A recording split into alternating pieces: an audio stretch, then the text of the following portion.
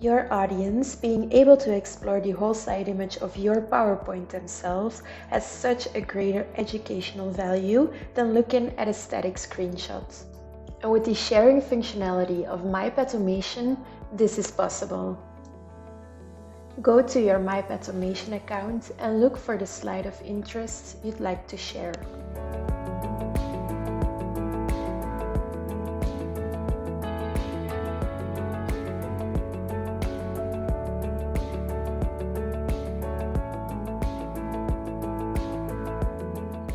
When you click on the three dots right above the slide and share slide,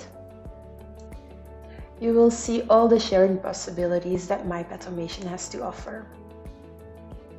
Click on the QR code button and My Pathomation will generate a QR code for you. Copy the QR code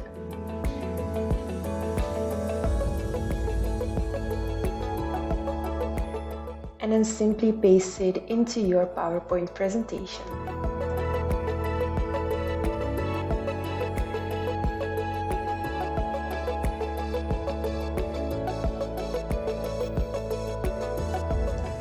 If your audience opens their smartphone or tablet camera, they can scan the QR code and the whole slide image will open in their web browser.